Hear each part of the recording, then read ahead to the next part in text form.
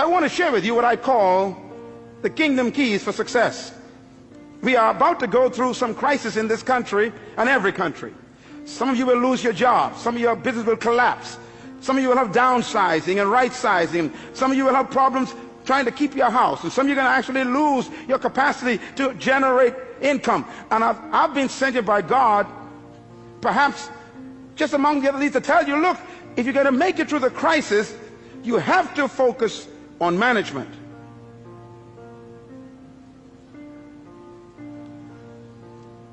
Here's God's successful key.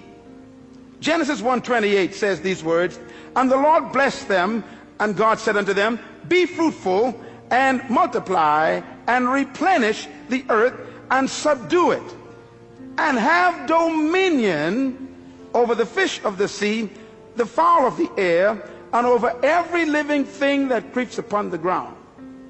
Now, listen carefully, because this is really the heart of God's mandate. In Genesis 1:26, God says these words about you. Let them have dominion over the earth. In Genesis chapter 1 verse 28, God tells us how to do it. Dominion means to govern, to rule, to control, to manage, to lead. Now in verse 28, he tells us how to dominate the earth. He gives us the process. Please get your pen. You're going to write this down, because anyone who wants to dominate in the earth will have to follow God's simple process. First of all, the 4 keys or principles of success in God's program. Number 1, be fruitful. God never said to be seedful. The first command God gave man was to be what? Fruitful. It's impossible to produce fruit unless it was preceded by seed. God will never demand what doesn't exist already. So God's first command is to be fruitful. Now, when I looked at the word fruitful in the original Hebrew, it does not mean to have children. It shocked me. For example, if having children was the essence of God's command, then Abraham didn't do a good job with just one legitimate child.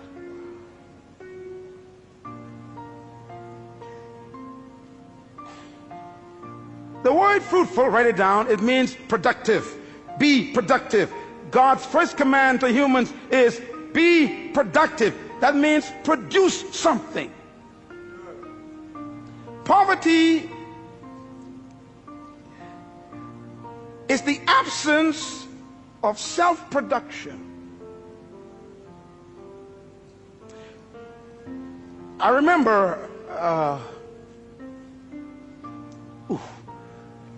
when Jesus was laying on the floor one day eating, a woman walked in. It was illegal for her to do that where men were eating at that time, and she stepped over Peter, James, and John, and she came to him, and she took this beautiful stone bottle, and she broke the top, and she poured this ointment over his body, and she began to rub it into his flesh and into his feet, and the scent filled the room. And right away the men knew this scent indicates a quality of ointment that was very expensive. Matter of fact, it was imported from Egypt. They knew it. It was used for embalming bodies. It cost $12,000 to $13,000 US in our day. That's why they said this is a year's wages in one bottle. And they complained to him and said, sir, why do you let this woman waste this precious money on your body? And Jesus said something very important. They said it could have been given to the poor. His answer was, the poor you always have with you. Now, when I looked at the word poor there, it shocked me. It doesn't mean those who lack. It means non-productive ones.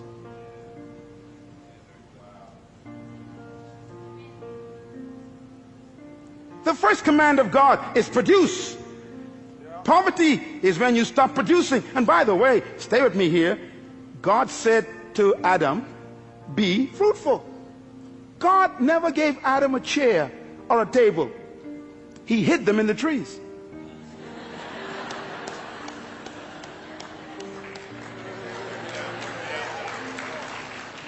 God never gave man shoes. He hid them in the cows. God never built a building before. He hid the buildings in the dirt, in the concrete. He hid the cars in the ore, in the mountains. Be fruitful. Be productive. The future of Australia is not in America or England. It's in Australia. The capacity to produce is right here. Poverty is a lack of creativity, not a lack of resources. There is no crisis except a crisis of creativity. No money has left the planet. No matter what they say around the world, no money went to the moon, no money went to Mars. It's all still here. And it will be attracted to creativity, because crisis creates creativity and innovation. It is those who are productive that will attract resources.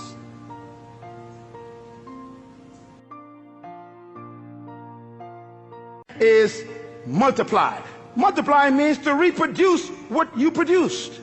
If you follow any successful company, you know, I was driving here a moment ago and I just saw McDonald's. And McDonald's is far away from its original headquarters in Orlando. And it's amazing, when you go to McDonald's in any part of the world, it's the same burger. McDonald's has discovered God's program more effectively than the church. First of all, you what? Produce. Everybody say produce. In other words, you produce something. You produce one good item. McDonald's produced a product called Big Mac. You cannot find the Mac anywhere else. That's their fruit. But having a good product, you will still die of starvation. A good idea doesn't make you wealthy or successful. You got to be able to move to stage number 2. Multiply. Reproduce it. McDonald's have to develop a system that can produce 1 billion burgers every single month. And it's the same Big Mac.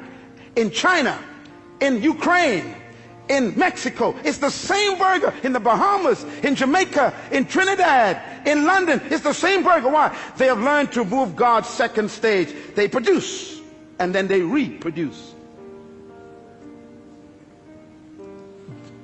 Every successful business on earth has stolen God's process, and only the church have missed it. That's why we're broke. Microsoft, Bill Gates produced one good fruit, and then he put the system in to multiply it.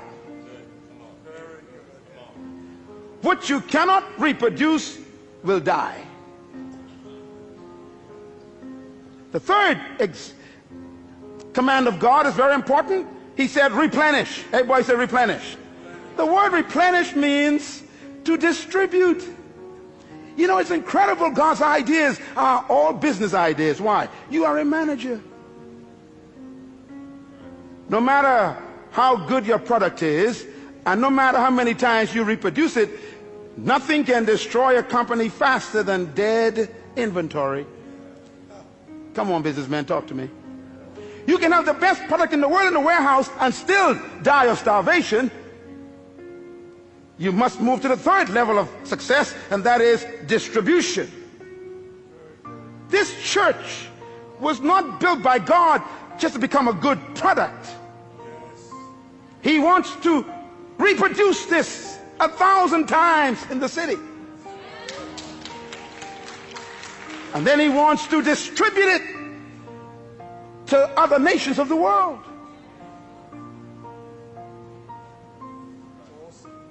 Any company, anywhere in the world, who are successful have followed God's program.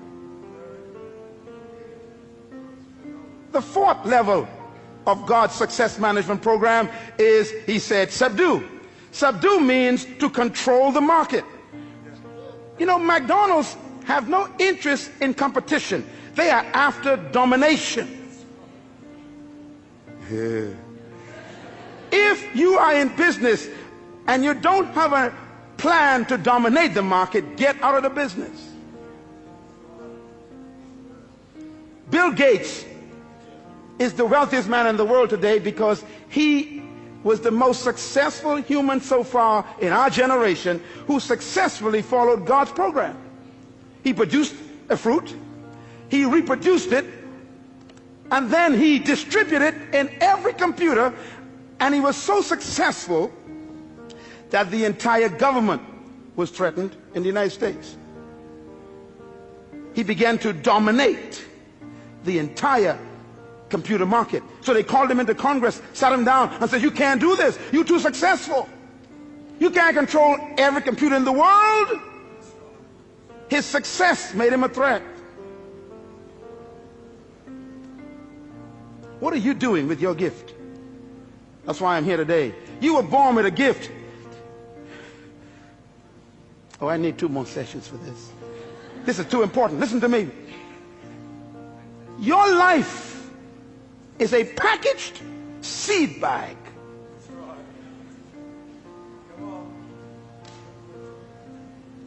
Subdue, control. And God says if you follow these 4 principles, be fruitful, produce your gift, your product, multiply, reproduce it, replenish, distribute it, subdue, control the market, the result will be dominion. Dominion, therefore, is not a pursuit, it's a result.